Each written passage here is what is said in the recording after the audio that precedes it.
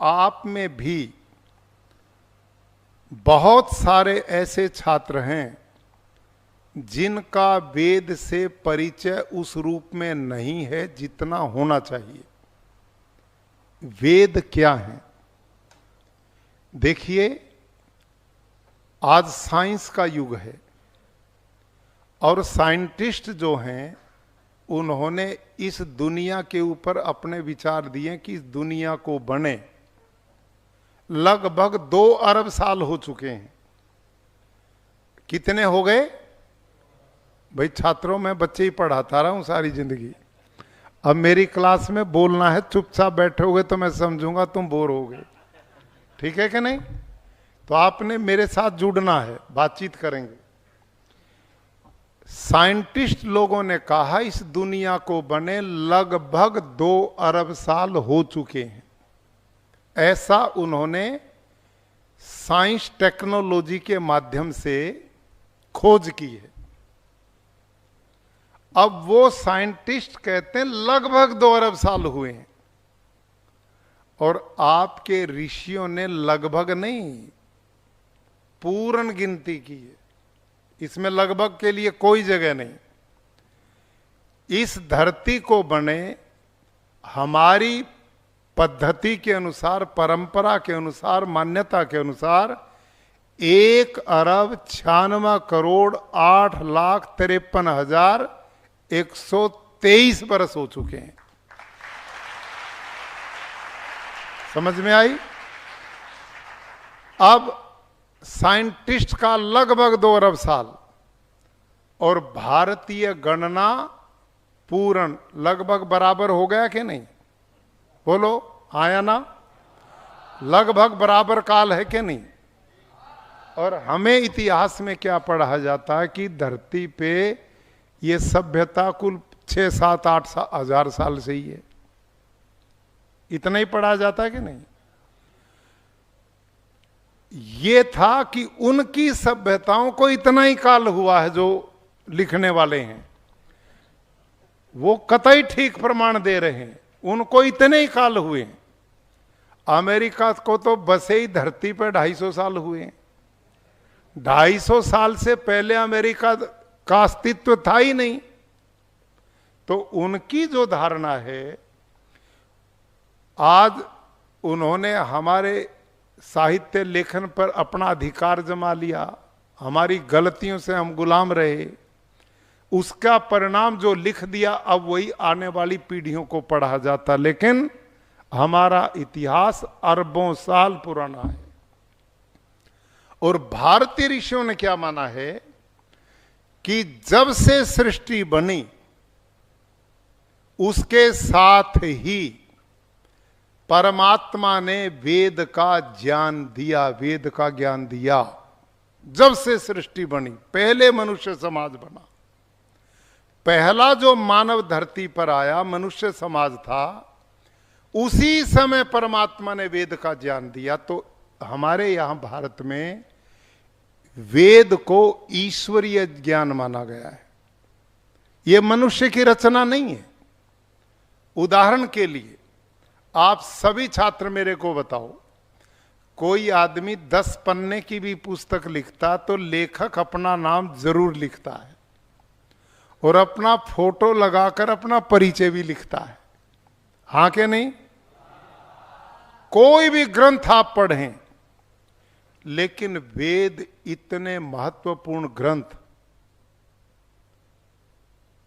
क्या उनके ऊपर भी किसी लेखक का नाम? आप वेद के विद्यार्थी हैं, आपने उनके लेखक का नाम पढ़ा?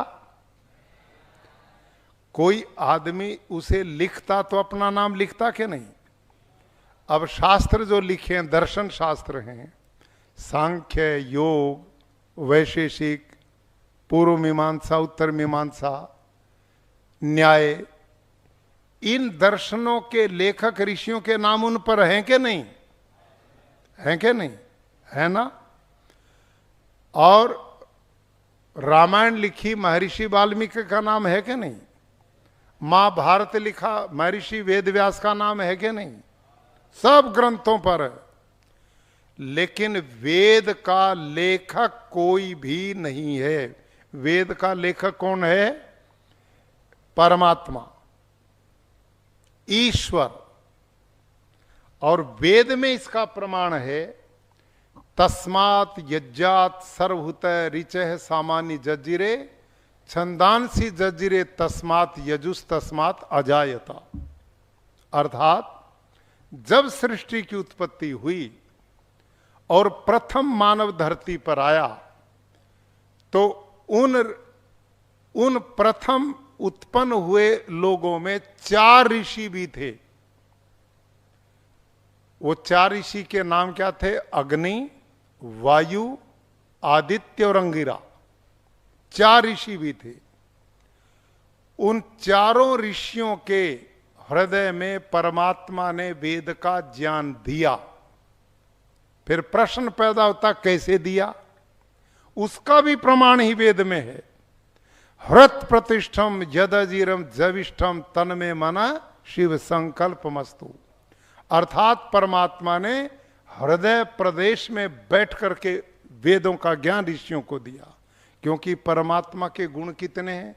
सत्य चित आनंद स्वरूप, न्यायकारी, दयालु, अजन्मा, अनादि, अनुपम, सर्वाधार, सर्वेश्वर, सर्वव्यापक, सर्वांतर्यामी, अजर, अमर, अभय, नित्य, शुद्ध, मुक्त, ये परमात्मा के गुण हैं। अर्थात सर्वांतर्यामी, जो अंदर भी और बाहर भी है, जो सर्वव्यापक है। वो देखो सामने लिखा, ईशावास्यमिदं सर्वम यत्किंच जगत्याम जगत, के परमात्मा कोई भी कण ऐसा नहीं इस संसार का जिसमें वो विद्यमान नहीं है। ईश आवास्यम इदम सर्वम, परमात्मा कण कण के अंदर विद्यमान है, तो क्या वो हमारे अंदर और बाहर सब जगह विद्यमान नहीं है? इसलिए उसको सर्वांतर्यामी, सबके अंदर भी है और बाहर भी है। तो परमात्मा ने वेद का ज्ञान ऋषियों के हृदय में बैठ करके दिया। और उन ऋषियों ने, अच्छा वहां एक प्रश्न और पैदा होता कि परमात्मा ने जब और लोग उस समय पैदा हुए, उनको क्यों नहीं दिया? उन 4 ऋषियों को ही क्यों दिया? सवाल पैदा हो सकता कि नहीं? तो इसका उत्तर क्या है कि उन सब प्राणियों में जो मनुष्य थे, सर्वाधिक पवित्र आत्मा ये 4 ऋषि थे, जिन्होंने मोक्ष का काल पूरा करके और फिर धरती पर मानव देह में आए थे। वो सर्वाधिक पवित्र थे। उन चारों ऋषियों के हृदय में क्रमशः ऋग्वेद, यजुर्वेद, सामवेद, अथर्ववेद का ज्ञान दिया। और उन ऋषियों ने उस ज्ञान को गुरु शिष्य परंपरा से, जैसे आप पढ़ते हो अनेक वेद विद्यालयों में, गुरु शिष्य परंपरा से अपने शिष्यों को सुनाया। इसलिए वेद का नाम श्रुति भी है। श्रुति कहने जो सुन करके पढ़ा जाता है, ये श्रुति इसलिए नाम पड़ा। तो उन गुरुओं ने अपने शिष्यों को, इन शिष्यों ने अगलों को, अगलों ने अगलों को, और ये परंपरा से ज्ञान आज तक हमारे बीच में आया। अब अगला एक प्रश्न और पैदा होता है कि इस वेद ज्ञान की जरूरत क्या थी? इसकी क्या आवश्यकता थी?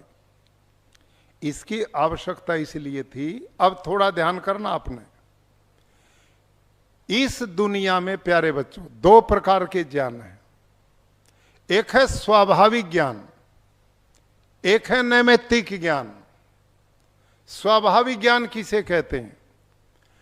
मनुष्य को छोड़कर इस धरती पर जितने भी प्राणी हैं, मनुष्य को छोड़कर, उन सब प्राणियों को परमात्मा की ओर से वो स्वाभाविक ज्ञान लेकर के पैदा होते हैं। स्वाभाविक, उदाहरण के लिए गाय ने एक बच्चे को जन्म दिया, थोड़ी देर के बाद, घंटे 2 घंटे के बाद पैदा होने के, आप उसे भरे पानी के तालाब में छोड़ दो, वो उसको तैर करके पार कर देगा, हाँ या ना? किसी भी प्राणी को लें, भैंस के बच्चों को ले, ऊंट को लो, बकरी के को लो, किसी को लो आप, वो उसको तैर के पार कर देगा। आप यूं बताओ, उस बच्चे को तैरने की ट्रेनिंग आपने दी थी या मैंने दी थी? यह स्वाभाविक ज्ञान है क्या नहीं? तो परमात्मा की ऐसी व्यवस्था कि जीवन को चलाने के लिए जितने भी प्राणी धरती पर हैं वो जीवन यापन करने का स्वाभाविक ज्ञान लेकर के ही पैदा होते हैं। और मनुष्य के पास स्वाभाविक भी है और नैमित्तिक ज्ञान भी है। मनुष्य का ज्ञान नैमित्तिक ज्ञान है, जो नैमित्तिक में मतलब जो अन्य से सीख करके आगे बढ़ता, अन्य से सीख करके कोई निमित्त बनता, माध्यम बनता उसको सिखाने का। जैसे गुरुजन, यदि आप पर स्वाभाविक ज्ञान होता वेद पढ़ने का, तो गुरुजी के विद्यालय में पढ़ने जाने की जरूरत नहीं थी। समझ में आ गई बात? तो मनुष्य धरती पर ऐसा प्राणी है कि जो बिना सिखाए कुछ भी नहीं सीख सकता। नहीं आ रही समझ में बात? बोलो भाई इंटेलिजेंट विद्यार्थी हो, तुम तो बहुत धीरे बोलते हो, जैसे प्राण। अभी तक भोजन मिला कि नहीं, नाश्ता? मैं 11 दिन से उपवास पे हूं। समझ में आई बात? मैं तो बोल रहा हूं, तुम हाना भी नहीं बोलते। तो ध्यान करो, मनुष्य धरती पर ऐसा प्राणी है जो बिना सिखाए कुछ भी नहीं सीख सकता। और दूसरी और बात ध्यान करो, मनुष्य ऐसा भी प्राणी है कि इसे जो सिखाया जाए वो सीख भी सकता है, और सीख ही नहीं सकता उसमें अभिवृद्धि भी कर सकता है। आप पुलिस वालों को देखते हैं ना, डॉग को ट्रेनिंग देते हैं, तोते को ट्रेनिंग देते हैं, पशुओं को ट्रेनिंग देते हैं, हाथी को सर्कस में ट्रेनिंग देते हैं कि नहीं? उनको ट्रेनिंग देकर सिखा लेते हैं थोड़ी बहुत चीज हमारा मनोरंजन करने के लिए। लेकिन उनको जो ट्रेनिंग दी जाती है ना, एक कुत्ता दूसरे कुत्ते को अपने वाली ट्रेनिंग नहीं दे सकता। समझ में आई? मनुष्य मनुष्य को ट्रेनिंग दे सकता है। यह है मनुष्य और बाकी प्राणियों में अंतर। अब अगला उदाहरण, सीरिया देश में एक राजा हुआ जिसका नाम था असुरबेनीपाल। ये सीरिया जो आज किन के हाथों में है, ये सब आप ऋषियों का प्रदेश था। ये आप जैसे भले लोगों के देश थे। आर्यन ईरान, ये आर्य लोगों का देश था। आर्य मीन्स श्रेष्ठ, भले लोग। रामायण को पढ़ते ना, सीता जब भी संबोधन करती हे आर्य पुत्र, हमारे धर्म ग्रंथों में आर्य, श्रेष्ठ, पवित्र, तो ये सब हम ही तो थे। लेकिन हमारी सोच ने, हमारी दकियानुसी ने, छोटे विचारों ने हमें संकुचित करते करते इतना छोटा कर दिया कि अब सब हमसे आगे बढ़ गए। वहां की मैं घटना सुनाता हूं। वहां असुरबेनीपाल नाम का एक राजा हुआ है सीरिया में। पिछले दिनों वहां पुरातत्व विभाग के द्वारा खुदाई चल रही थी।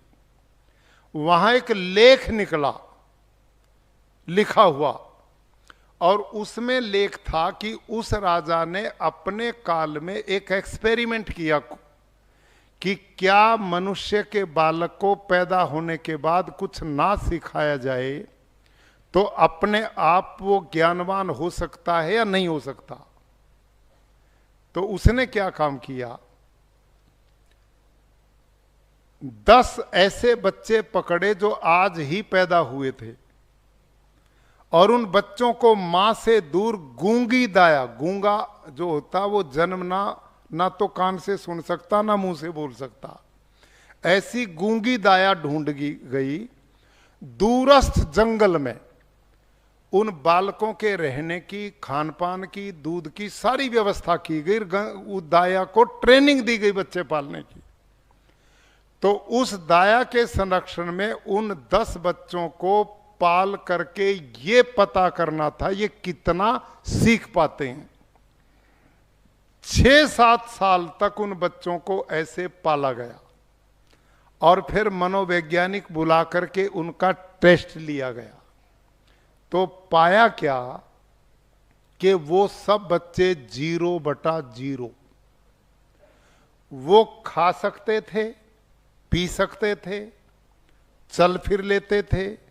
जो काम दाया करती थी उतना तो कर लेते थे क्योंकि वो देख करके सीखते थे, लेकिन वो ना बोल पाती थी ना सुन पाती थी।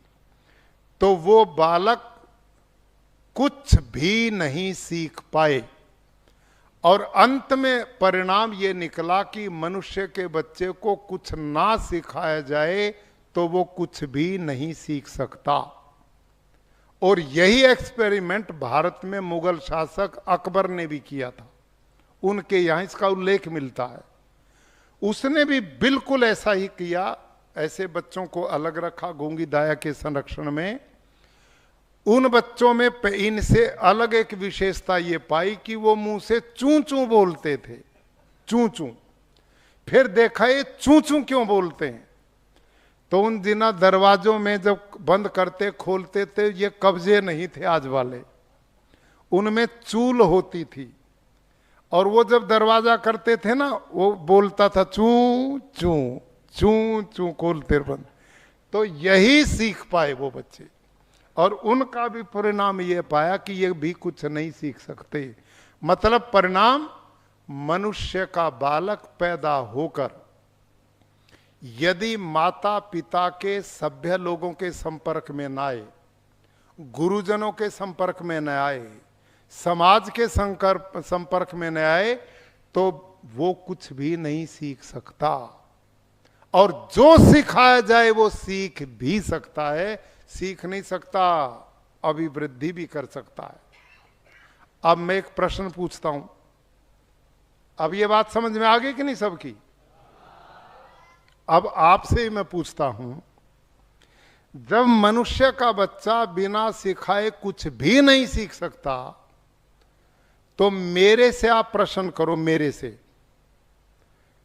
से पूछो, भाई गवर्नर साहब आपने भाषण देना कहां से सीख लिया? आपने साफ सुथरे कपड़े पहनने कहां से सीख लिए? आपने पढ़ना लिखना बोलना चलना कहां से सीखा? आपने प्रश्न किया मेरे से, मेरा उत्तर सुनो। मैं उत्तर दे रहा हूं कि मैंने जन्म लेने के बाद जो व्यवहार था अपने माता पिता से सीखा, कुछ समाज के संपर्क में आने वाले लोगों से सीखा, गुरुजनों से सीखा। मेरा सवाल ठीक है या गलत है? उत्तर ठीक है कि गलत है? ठीक है, यही कहूंगा ना मैं। अब मैंने तो उनसे सीखा, अब मैं अपने माता पिता से पूछता हूं जिनसे मैंने जन्म लिया, आपने कहां से सीखा? उनका उत्तर क्या होगा? ये होगा, इससे अलग होगा। अब उनके, मेरे माता पिता से पूछो, उनका उत्तर क्या होगा? और बैक चलो और वहां तक जाओ 2 अरब साल पहले, जब सृष्टि की उत्पत्ति हुई थी। समझ में आए कि नहीं? बिना सिखाए तो कुछ सीख ही नहीं सकते। तो चलते चलते चलते चलते अंतिम पहले पंक्ति के आदमी पे जाना पड़ेगा या नहीं पड़ेगा? बोलिए। और फिर वो कौन है? वो ऋषि लोग हैं, वही 4 ऋषि हैं। वही 4 ऋषि मिलेंगे। उनके शिष्यों ने भी पूछना है ना, उनसे पूछो कहां से सीखा, तो वो अंतिम व्यक्ति बोलेंगे उन्होंने 4 ऋषियों से पूछा, उनसे सीखा। और वो कौन थे? अग्नि, वायु, आदित्य और अंगिरा। अब उन ऋषियों से भी पूछो तुमने कहां से सीखा, उनसे पूछो तुमने कहां से सीखा। फिर वो क्या बोलेंगे? स एष पूर्वे सामपि गुरु काल अनवच्छेदात। समझ में आई? पतंजलि ने योग में लिखा कि नहीं, जो गुरुओं का भी गुरु है, आदि गुरु है, जो काल बंधन और जन्म मरण से परे है, उसका नाम परमात्मा ईश्वर है। और उस परमात्मा ने, और ऋषि कहते हैं, हमें ज्ञान दिया और हमने गुरु शिष्य से आगे दिया।